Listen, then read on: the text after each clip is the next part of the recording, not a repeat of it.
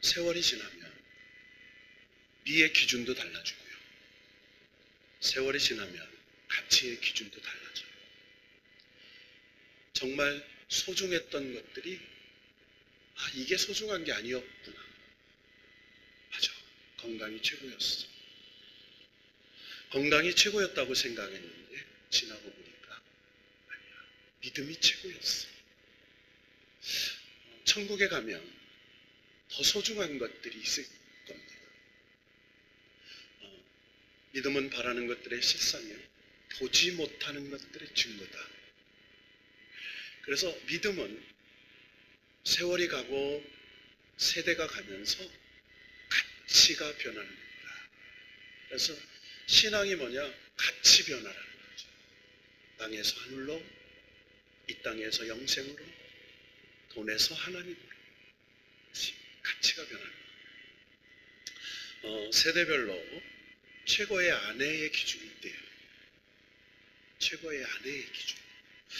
요즘 20대 결혼 잘 안 하죠. 20대 결혼하는 그 기준, 최고의 아내의 기준은 예쁘고 늘씬하고 그런 아내가 최고예요. 예쁘고. 그러니까 미가 기준이겠죠. 30대의 최고의 아내는 살림 잘하는 아내. 뭘 잘해요? 살림을 잘해요. 살림을 잘해야 돼요. 진짜 규모가 더 있고 또 그런 살림을 잘해요. 40대 바가지 긁지 않는 아내가 최고예요. 바가지를. 여러분, 바가지를 긁으면 될 일도 안 돼요. 따라합시다. 옆에 말을 예쁘게 합시다. 말은요, 복 있는 말을 해야 되고요. 그리고 예쁜 말을 해야 되고요. 그리고 가치 있는 말, 감사한 말을 해요. 그래서 잘 되는 말을 해야 돼요. 따라합시다. 잘 될 줄로 믿습니다. 잘 돼가고 있습니다. 여러분, 신앙은 다른 게 아니에요. 아무리 내가 생각하기에도 안 될 것 같아요. 하나님이 되게 하신다고 믿는 거예요. 이게 이제 최악에서 최선으로 하나님 하실 수 있어요. 50대 최고의 아내는 요리를 잘하는 와이프같이. 요리를 잘. 근데 이 아들 자녀들은요, 자기 엄마가 해주는 게 최고인 줄 알아요. 그죠? 엄마가 해주는 최고. 왜? 그거 먹고 자랐기 때문에. 근데 나중에 깨달아요. 우리 엄마가 요리를 잘했는지 못했는지. 깨닫게 돼요. 요리를 잘하는. 요즘에 인기 있는 남편이 있대요. 요리를 잘하는 남편. 뭘 잘해요? 요리를. 60대 최고의 아내는 이혼하자고 협박하지 않는 아내가 최고예요. 뭘 안 해? 협박을. 자, 어쨌든 그런 가치가 바뀐다는 거예요. 아내의 가치가. 그냥 이렇게 가볍게 들어보는 이야기인데요. 의미가 달라요. 또 남자의 연령별 성공이 있대요. 40대는 이렇게 친구나 가족과 형제들에게 쓸 수 있는 사람이면 성공이에요. 그러니까 한마디로 베풀 줄 아는 사람, 베풀 수 있는 사람이면 성공한 사람이에요. 50대는요, 공부 잘하는 자녀가 있으면 성공해요. 뭘 잘해요? 여기인데 저는 여기에 캐션 마크를 하나 담고 싶어요. 공부를 잘하는 게 아니라 성실한 자녀, 믿음이 좋은 자녀. 우리는 무슨 자녀? 공부를 잘하는 자녀보다는 믿음이 좋은 자녀, 플러스 성실한 자녀, 플러스 이왕이면 공부도 잘하는 자녀. 자, 60대는요, 아직 돈 벌고 있으면 성공이래요. 요즘 그렇대요. 우리 김연한 집사님 성공하고 있는 거예요.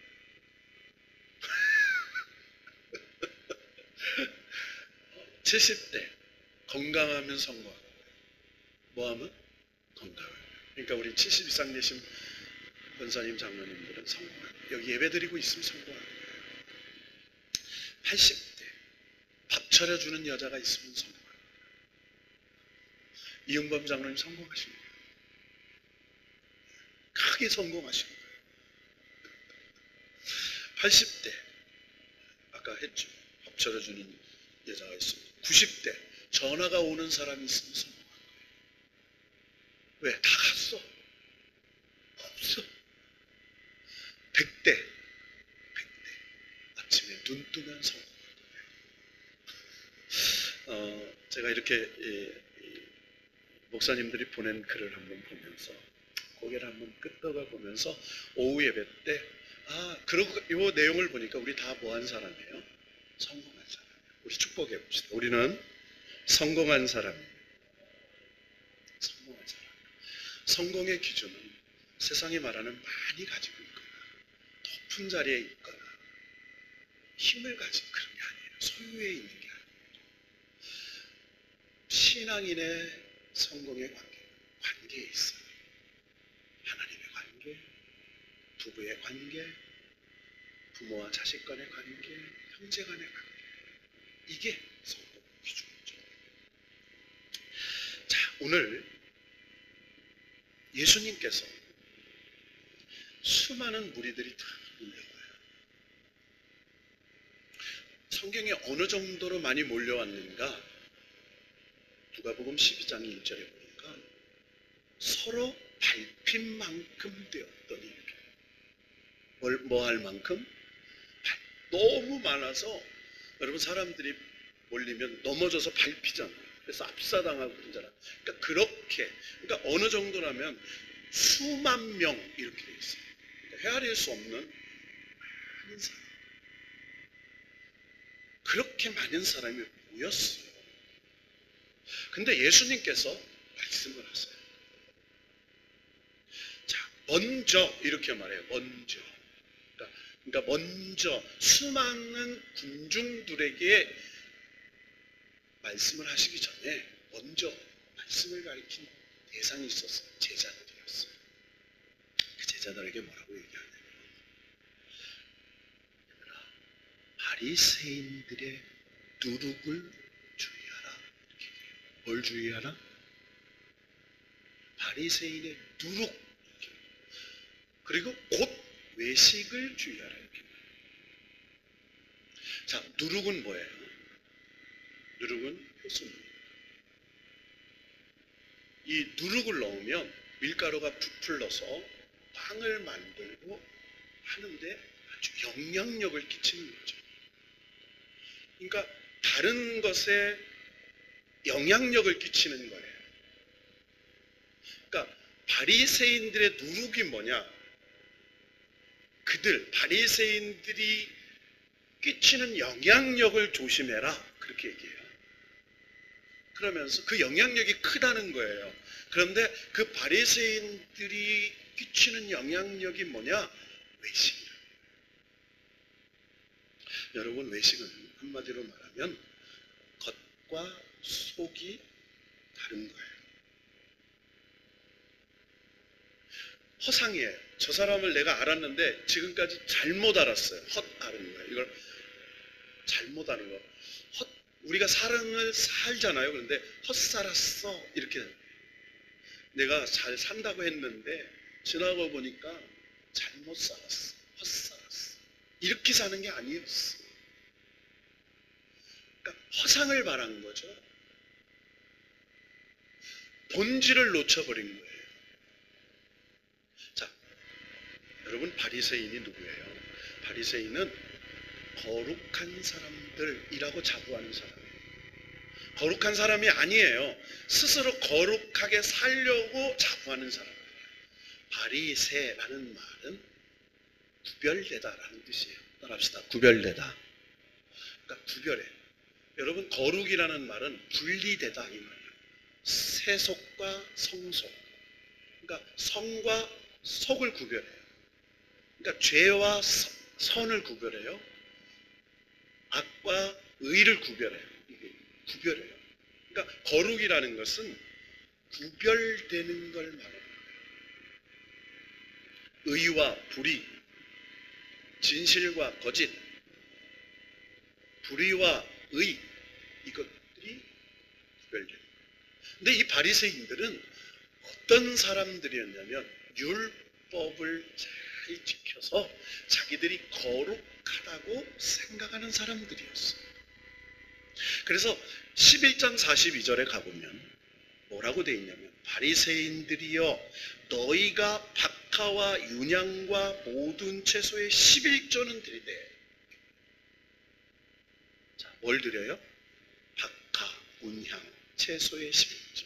그러니까 열심히 일하고 열심히 벌고 열심히 수학 모든 거를 11조 율법의 하나님의 뜻대로를 드려 거룩한 제물을 드리고 거룩한 절기를 지키고 거룩한 말씀을 지키려고 하는데 하나님의 공의와 하나님에 대한 사랑은 버렸다. 그러니까 그들이 율법의 11조, 안식일 뭐를 막 굉장히 잘 지키는 것 같아요. 그런데 겉으로 보기엔 그래. 야, 정말 저 사람 믿음 있어. 굉장히 훌륭한 것 같아. 라고 얘기하는데 봤더니 속은 공의가 없어요. 속은 하나님의 사랑이 없어. 버렸어요. 박하와 운향과 11조로 드리지만 행위도 그렇게 하지만 그 안에는 공의와 사랑이 있어요. 자, 그러니까 한마디로 말하면 이 바리새인들의 신앙은 가짜 신앙. 여러분 신앙도 진짜가 있고요. 신앙도 가짜가 있어요. 여러분 물건도 명품이 있고요. 물건도 가짜가 있잖아요. 명품을 흉내낸 게 가짜예요. 명품인 것처럼 꾸민 게 가짜예요. 여러분 싼 거는 싼 걸로 하면 돼요. 그런데 싼 게 비싼 것처럼 하는 게 가짜잖아요. 자, 이 바리새인들이 신앙이 가짜라는 거예요.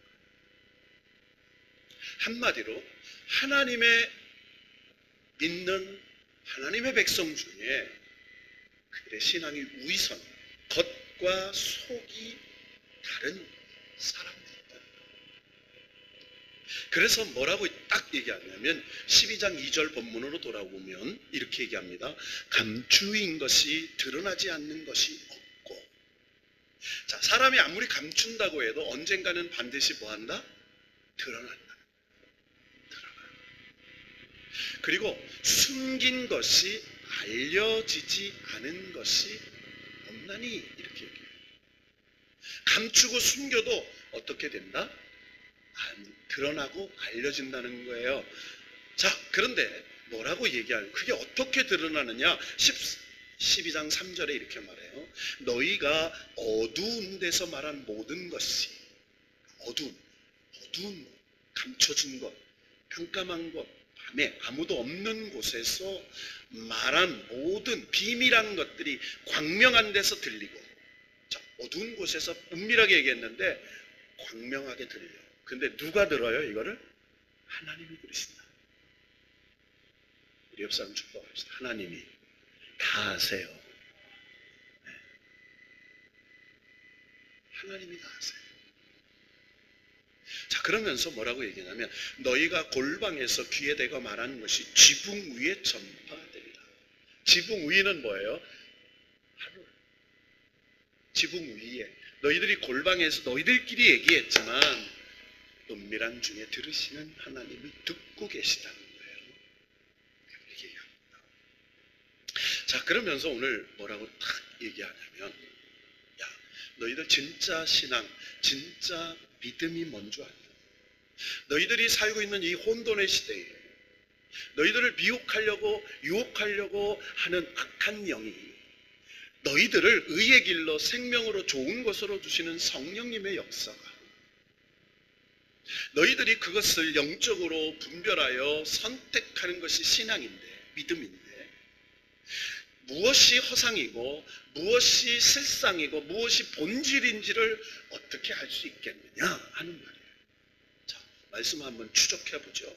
자, 11장부터 우리가 보면서 우리가 11장 14절에서 26절에 오전에 얘기했어요. 그렇죠? 자, 그러면서 바알세불 벙어리 귀신을 쫓아내는 이야기를 했습니다. 그러면서 바알세불에 대한 그러면서 그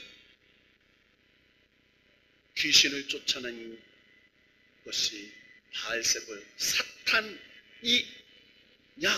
하는 놀란 사람들, 기이한 여긴 사람들, 시험한 사람들, 그리고 사단이 역사에서 됐다고 하는 사람들, 즉 분별하지 못하는 그 사람들에게 야, 집안이 내분이 일어나면 망하지 않겠냐?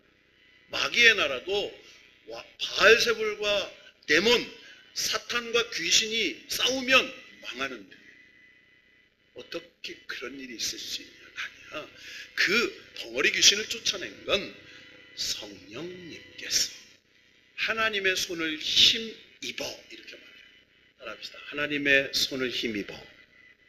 그러니까 하나님의 능력으로 그 귀신의 영은 성령의 능력으로만 쫓아낼 수 있어요.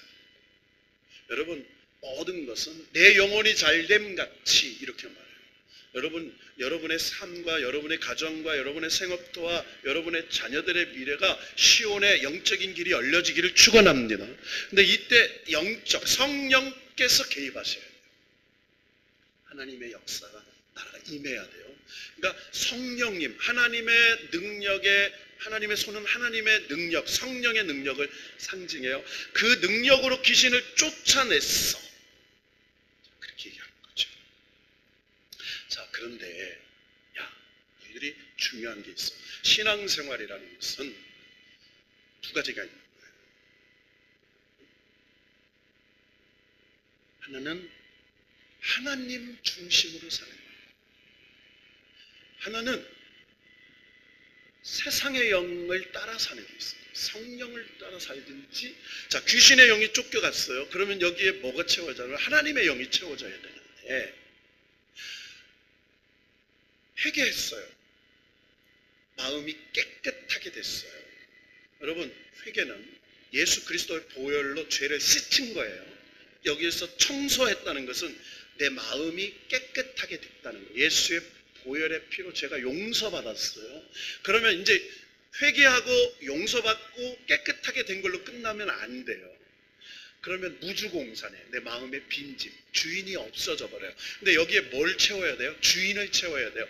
저와 여러분의 주인은 하나님의 영이신 성령님이세요.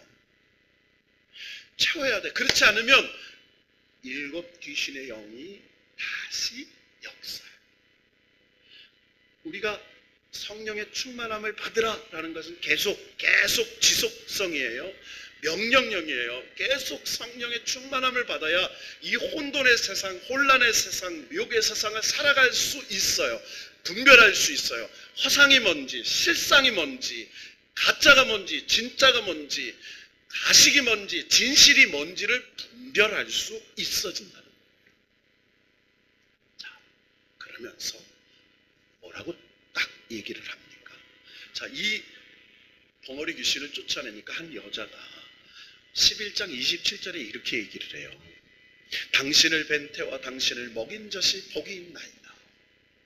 그러니까 뭐예요? 이 여인이 그 벙어리 귀신을 쫓아낸 예수님의 그 이적을 본 후에 당신을 뵌 태와 당신을 먹인 젖이 복이 있나이다. 그러니까 여인 마리아를 찬양하는 거예요. 그러니까 예수님이 딱 뭐라고 하냐면 28절을 읽어볼까요? 시작. 예수께서 이르시되 오히려 하나님의 말씀을 듣고 지키는 자가 복이 있느니라. 자, 무슨 굉장히 중요한 얘기예요. 야, 너희들은 표적을 구하는구나. 표적. 이적, 기적을 얘기했어요. 기적. 응?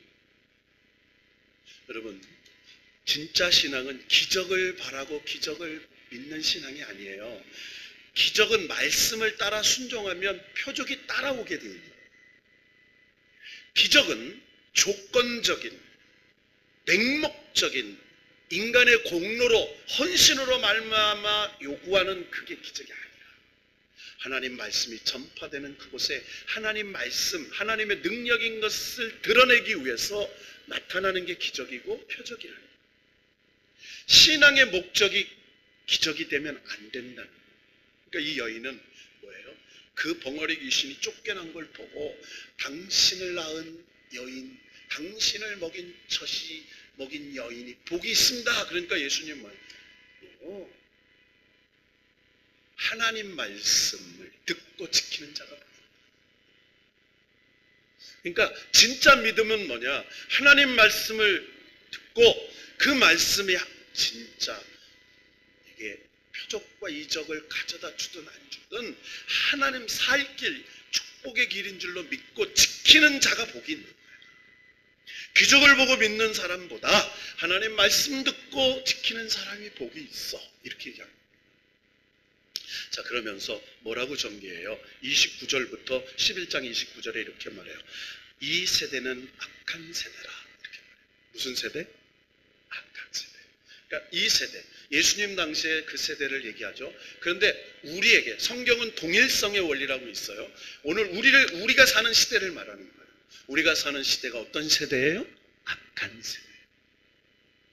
자, 그러면서 악한 세대의 표징이 뭐냐? 표적을 구해요. 표적. 여러분 만약에요, 제가 여기서 안전뱅이를 일으켰어요. 그러면요, 엄청나요. 제가 날마다 주일마다 안수기도해서 안병이 떠나가면요, 우리 예배당요 몇 터질 거예요. 벙어리 귀신, 소경 귀신, 말해서 표적이 날마다 기도할 때마다 나타나면 난리 날 거예요. 그렇잖아요. 안 그런가 보네요. 자, 그런데 뭐라고 딱 얘기하면, 야, 그건 가짜 신앙이야. 표적을 구하는 신앙은 가짜야. 하나님 말씀이 전파되고 믿고 순종하고 듣고 지키다가 나타나는 그 증거로 나타나는 응답, 기적, 이적은 하나님의 축복이지만 표적만을 구하는 것은 맹목적인 신앙, 잘못된 신앙이야. 여러분, 세상에요, 맹목적인 성령운동, 맹목적인 은사운동, 이건 굉장히 잘못된 거예요. 은사주의, 신비주의, 성령 이런 거, 이건 잘못된 거예요. 하나님 절대 그런 분, 하나님 굉장한 분이세요. 우리가 신앙이 깊어지면 하나님은요 굉장히 질서 있고요, 하나님은 굉장히 넓으시고 정말 하나님은 원칙적이신 거예요.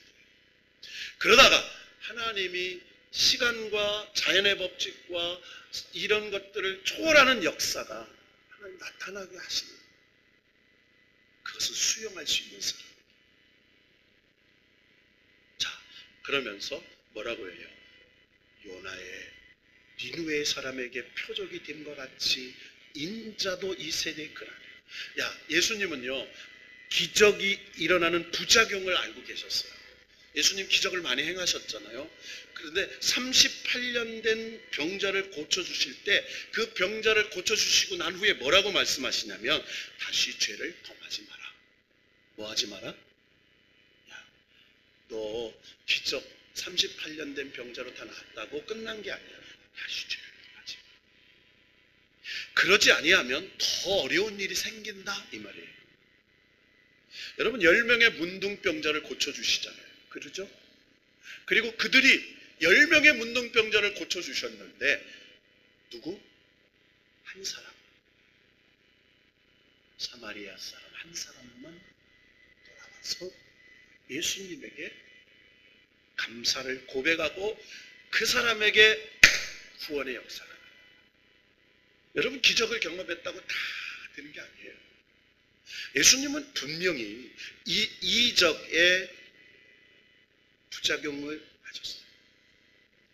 여러분, 오병이어의 기적을 베푸신 후에 5,000명이 먹고 12광주리가 남았을 때 뭐라고 말씀하세요? 이 사람들이 육신의 떡을 배불리 먹기 때문에 나를 따라오는구나, 생명의 떡으로 나를 생각하지 않는구나, 이렇게 얘기하시잖아요. 굶주리고 배고픈 그들에게 먹을 것을 주시긴 하지만 기적이 불필요하다고는 말씀하지 않으세요. 그러나 그 이적을 신앙의 목표로 삼으면 안 된다는 걸 가르쳐 주시죠. 예수님께서 기적을 행하실 때는 세 가지 목적을 가지고 왔어요. 첫째는 그 자체가 필요하고 선하기 때문이에요. 하나님 왜 병을 고쳐주세요? 여러분 그 자체가 옳기 때문이에요. 병든 사람을 고쳐주는 것, 그 하나님이 여러분 119가 사고 나면 왜 가요? 나쁜 사람이든 좋은 사람이든 옳은 일이기 때문에 하나님 그래서 우리에게 기적을 베푸시죠. 두 번째로는 기적을 베푸시는 두 번째 목적이 있어요. 그 두 번째 목적은 하나님 말씀이 옳음을 증명하시는 거예요. 따라합니다. 예수의 이름으로 명하노니 일어나라. 따라합시다. 예수의 이름으로 명하노니 내 문제는 해결될지어다. 할렐루야. 그걸 믿으면 그 말씀이 믿고 옳음을 증명하기 때문에 나타나는 거예요. 자, 세 번째 설명이 길어지면 안 될 것 같아요. 세 번째로는 하나님이 기적을 행하시는 이유는 하나님 나라가 임하기 위한 것이에요. 하나님 나라가 임한다. 하나님의 나라가 임한다. 여러분요, 마태복음은요 유대인들을 대상으로 쓴 복음이기 때문에 누가복음은 그렇지 않아요. 이방 헬라인들을 위해 쓴 복음이에요. 그러면서 뭐예요? 유대인들은 하나님이라는 단어를 올리는 걸 주저해요. 그래서 성경을 쓰다가도 하나님 여호와 나오면 다시 목욕하고 또 쓰고 그랬어요. 읽을 때도 마찬가지. 그래서 하나님이라는 거를 뭐라고? 하나님 나라라고 했어요. 그러니까 하나님 나라라는 표현을 더 조심해서 천국 이렇게 얘기했어요. 뭐라고요? 천국. 하나님이 함께 하시는 곳, 하나님이 다스리는 곳, 하나님이 계신 곳 이런 뜻이에요. 자, 그러면서 오늘 뭐라고 얘기합니까? 그러면서 계속 무슨 얘기를 해요? 33절부터 등불, 내 몸의 등불, 눈이 성하면 몸이 밝을 것이요 만일 나쁘면 내 몸도 어두우리라. 그러면서 36절에 5절에 이렇게 말해요. 다 같이 읽어봅시다. 시작. 그러므로 내 속에 있는 빛이 어둡지 아니한가 보라. 그러니까 뭐예요? 너 드러나는 것보다 다른 사람에게 보여주는 것보다 내 속에 감추어져 있는 네 양심이 어둡지 않느냐, 네 신앙이 속이고 있지 않느냐, 네 의가 부끄럽지 않느냐를 보라 이렇게 얘기해요. 굉장히. 자, 그러면서 이제 한 예를 11장 37절에 이렇게 시작합니다. 예수님께서 점심을 잡수시는데 바리새인이 함께 식사를 해요. 바리새인이 청해서 식사를 하는데 잡수시기 전에 손 씻지 아니하심을 보고 바리새인들이 이상히 여겨요. 응? 바리새인들이 이상히 여겨. 자, 여러분 우리가 요즘 손 많이 씻죠? 예? 손을 잘 씻어야 돼요. 사실은 손을 잘 씻죠. 요즘에는 엘리베이터를 탈 때 어떤 사람은 팔뒤꿈치로도 누르고 어떤 사람은 여기로도 누르더라고요. 어떤 사람은 열쇠 고리로도 누르고 근데 요즘엔 항균 필터라고 붙어 있어서 하는데 다 하고 그런데 참 뭘 만지기도 어려운 시대가 살아요. 좀 어렵잖아요. 자, 그런데 그 당시에 율법의 율례에 보면 반드시 식사하기 전에 뭘 씻어야 돼요? 손을 씻었어요. 왜냐면요, 유대인의 식사하는 공동체는요, 넓은 빵이 있어요. 이 빵을 손으로 찢어요. 그러니까 찢어서 가져가고 이 사람이 또 찢어서 먹고. 그러니까 그것도 자기가 손으로 찢어서 소스를 찍어 먹기도 하고 싸서 먹기도 하고 그 빵을 떼어서 다른 사람에게 주기도 해요. 그렇죠? 나누어줘요. 우리 애찬식 할 때 떼어 먹잖아요, 빵을. 요즘 같으면 큰일 날 일이죠. 그렇죠? 이제는 애들 이렇게 함부로 떼어 먹게도 못할 것 같아요. 애들도 잘라놓든지 해야지. 코로나가 종식 때도 마찬가지. 자, 그런데 손을 씻지 않아요. 이게 뭐냐면 율법의 규례가 있는 거예요. 반드시 식사하기 전에는 뭐를 해라? 손을 씻어라. 자, 그런데 이 예수님이 손을 안 씻으니까 바리새인이 뭐라고 하냐면 이상히 여겨. 그러니까 예수님이 아시고 뭐라고 얘기하냐면 39절을 읽습니다. 시작. 주께서 이르시되 너희 바리새인은 지금 금잔과 대접의 것은 깨끗이 하나 너희 속에는 탐욕과 악독이 가득하느라. 야, 너희들이 율법의 규례를 지키려고 손 씻고 밥은 먹지만 너희들의 마음속에는 금잔과 대접처럼 겉은 포장되어 있지만 위선으로 되어 있지만 네 속은 탐욕과 악독이 가득하잖아. 어리석은 자들이여, 겉을 만드신 네가 속도 만들지 아니하셨겠느냐? 이 말은 하나님이 겉만 보시는 거 아니야. 하나님은 중심을 보시는 분이야. 여러분, 굉장히 의미 있는 말씀이죠. 자, 그러면서 11조 얘기를 했어요. 제사 얘기도 했어요.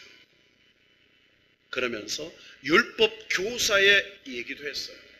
그러니까 율법 교사가 예수님 왜 우리를 모욕합니까? 그러니까 율법 교사를 향해서 46절에 화 있을진저 너희 율법 교사여.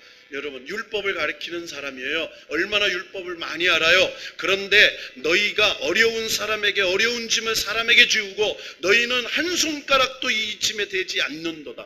율법을 지키기 위해서 너희는 손가락도 안 흔들면 어려운 사람들은 안식일날 일시키고 너희들은 잘못된 사람이야.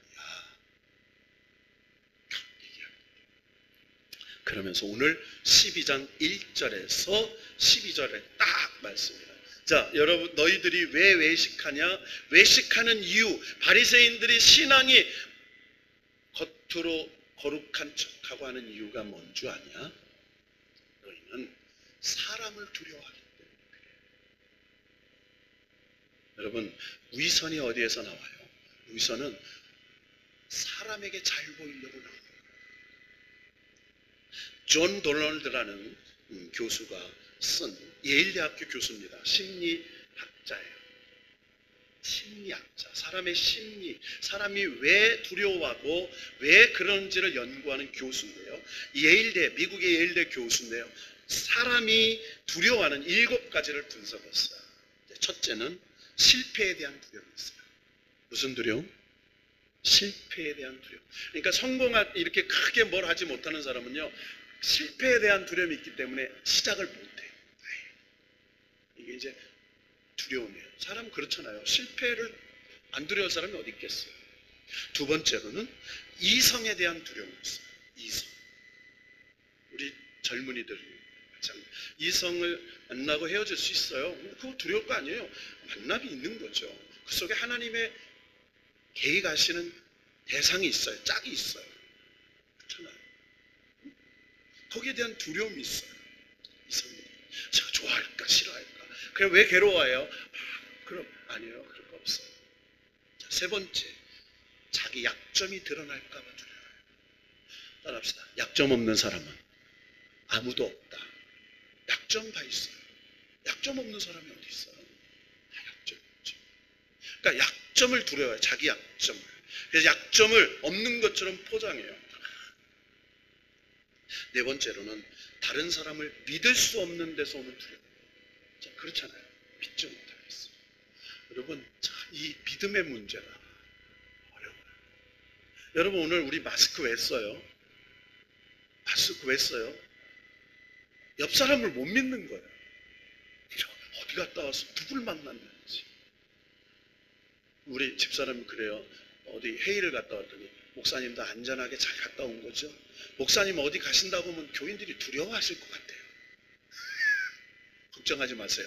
우리는 가서 다 열 체크하고 마스크 쓰고 다 이해하고 또 다 하고 와요. 우리는 교단이 아주 철저해. 그것만큼. 인천에 무슨 그 확진돼 보니까 무슨 군소교단, 그런 군소교단도 없어요. 알지도 못하는. 그러니까 그런 지침이 없기 때문에 이렇게 돼요. 자, 다섯 번째, 생각나는 것에 대한 두려움. 뭐가 나요? 생각. 과거의 아픔, 과거의 어떤 생각나, 문득. 여러분, 사람이요 문득 그렇잖아요. 문득. 김선식 권사님 문득 병원 갈 일이 두려워요. 그죠? 권사님 그러더라고요. 목사님 두려워요. 병원 가서 어떤 결과가 나올지 두려워요. 생각에서 오는 두려움이 있어요.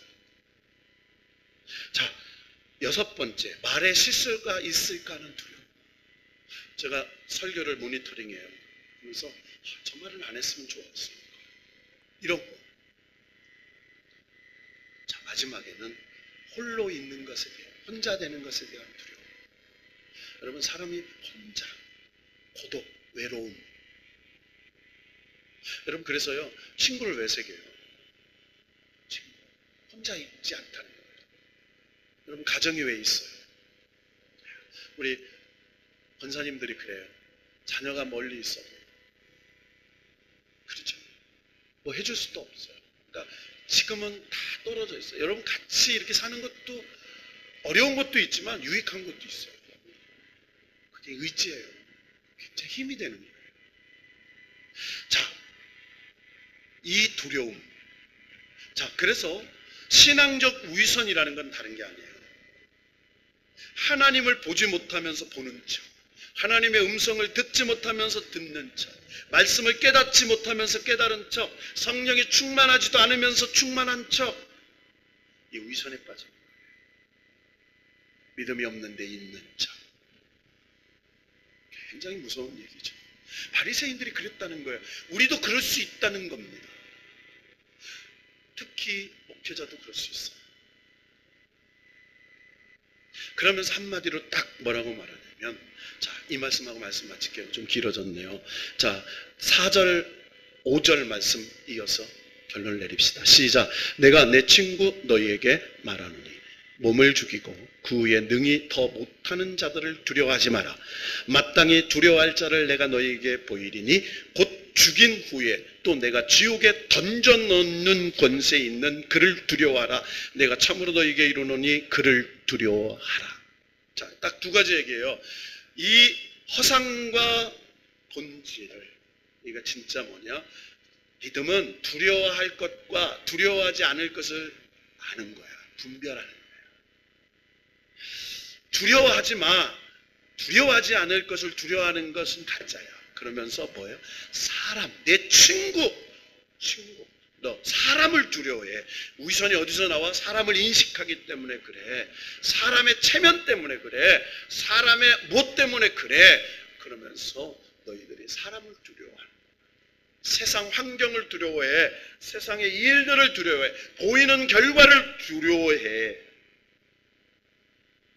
자, 그러면서 뭐라고 얘기해요? 야, 너희 육신을 죽이는 자 두려워하지 마. 환경, 두려워하지 마. 정말 두려워할 게 뭐냐? 자, 그러면서 보세요. 4절에 두려워하지 마라 이렇게 나오죠. 5절에 두려워하지 마라. 두려워할 자를, 그리고 5절에 또 두려워하라. 그를 두려워하라. 권세 있는 그를 두려워하라. 무슨 권세가 있어요? 지옥에 던져 넣을 권세. 그 누구예요? 하나님이에요.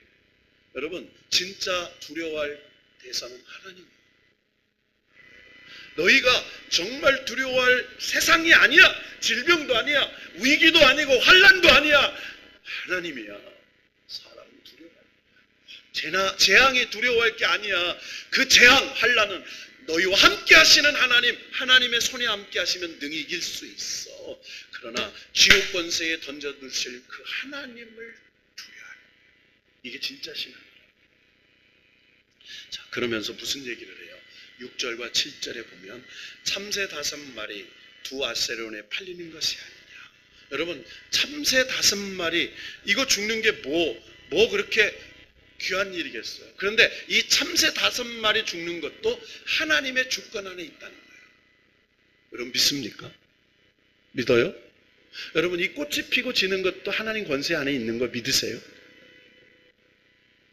여러분, 우리가 머리가 흰머리가 나고 안 나는 것도 하나님 권세에 있는 거 아세요? 자, 보십시오. 그러면서 7절에 보니까 심지어 머리털까지 세신받는 그 하나님. 우리 머리털 어떻게 세요? 나는 요즘에요, 지난번에 이렇게 흰머리가 나잖아요. 흰머리가 나면 저희 아내가 흰머리 난다고 잘라달라고 그래요. 미안해요. 너무 저녁이 두려워지네. 네. 흰머리를 잘라달라고 그래요. 뽑지 말고. 그래서 내가 이렇게 잘라줘요. 머리 이렇게 딱 재고 자르고. 가끔 그러다 검은 거 자르면은 숨겨놔 이렇게. 네. 뭐 하면 열 몇 개가 있어요. 열 몇 개 정도 잘라요. 길어진 걸 잘라주는. 그런데 제가 우리 아내의 머리털을 어떻게 다셀 수 있겠어요? 여러분, 사람이 자기 머리털을 어떻게 다셀 수 있겠어요? 근데 누구는? 하나님은 머리털을 세시는 다 하시는 권세가 있다는 거예요. 자, 그러면서 딱 두 가지 일을 해요. 나를 시인하면 하나님 앞에 내가 너희를 시인하고, 나를 부인하면 하나님 앞에 너희를 부인할 거다. 딱 두 가지 얘기합니다. 사람을 두려워하지 마, 환난을 두려워하지 마, 질병 두려워하지 마, 하나님을 두려워해. 그러면 그 하나님이 너희를 책임져 주실 거야. 그러면서 진짜 이 혼란의 시대, 혼돈의 시대, 우리가 뭐가 허상이고 뭐가 본질인 것을 구별하는 방법은 딱 하나야. 10절 11절 읽고 말씀 마치겠습니다. 10절 11절 12절 시작. 누구든지 말로 인자를 거역하면 사하심을 받으려니와 성령을 모독하는 자는 사하심을 받지 못하리라. 사람이 너희를 회당이나 위정자나 권세 있는 자 앞에 끌고 가거든 어떻게 무엇으로 대답하며 무엇으로 말할까 염려하지 말라. 마땅히 할 말을 성령이 곧 그때 너희에게 가르치시리라 하시니라. 자, 여러분 무슨 말이에요? 자, 한마디로 성령님의 인도하심을 믿으라. 성령님의 인도하심을 받으라. 성령님이 책임져 주심을 믿으라. 이 말이에요. 여러분, 혼돈의 시대에 허상이 무엇이고 본질이 무엇인지를 저와 여러분은 분별할 수 없어요. 세상을 보세요. 막 좋은 일 하는 것 같아요. 들여다보니까 먹고 살아. 뭐 굉장한 일을 하는 것 같아. 들여다보면 목적이 있어. 은밀한 중에 하시는 하나님은 은밀한 중에 오른손이 하는 건 왼손이 진짜 선은 거기에요. 그러면서 딱 얘기를 뭐라고 해야 합니까? 사람에 대한 두려움 그것은 위선이에요. 하나님에 대한 두려움 그것이 믿음이에요. 여기서 하나님에 대한 두려움은 하나님이 나를 창조하시고 통치하시고 심판하신 분 그 하나님 나의 하나님 나를 책임져 주신 하나님이라고 믿는 것이에요. 이것이 우리의 신앙의 대상이 됩니다. 아무리 미혹과 유혹이 들어오는 이 혼돈의 시대에도 본질이 뭔지를 알고서 사람이나 재앙이나 죽음일지라도 두려워하지 않는 이유가 뭐예요? 왜? 하나님이 나를 책임져 주신다고 믿기 때문에. 이게 본질이에요. 사랑하는 성도 여러분, 우리가 사는 이 시대는 참 어려워요. 이제 6월이 되고 다음 주면 하지예요. 다음 주 나 하지더라고요. 하지. 그러면 정말 하지는 뭐예요? 동지는 밤이 가장 하고 하지는 낮과 길고 하는 것들이 있어요. 점점 이제 태양이 길어지고 짧아지고 하는 그런 것들이 있는 거예요. 더워져요. 그런데 여전히 마스크를 쓰고 있어요. 두려워요. 어떻게 끝날지 몰라요.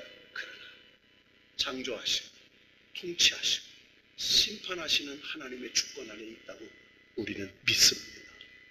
그래서 여러분 보이는 것이 아닌 보이지 않는 성령 하나님이 모든 것을 주관하시는 그런 속에 우리가 살고 있다고 말씀으로 채우고 성령으로 채우고 그리고 사람을 두려워하고 세상을 그런 것 비허상을 우리가 목적이 아니라 본체 하나님은 영이시고 성령님이 나를 주관하시고 그리고 내 안에 성령님이 채우셔서 나를 반드시 책임져 주시는 놀라운 역사가 일어날 줄로 믿고 여러분 이 성령님의 인도하심을 따라 성령님이 우리 할 말을 가리키고 우리가 무엇을 해야 할지를 가리키고 어디로 가야 할지를 가르쳐 주시는 그 성령님을 의지하여 믿음으로 사는 저 여러분 되기를 축원합니다.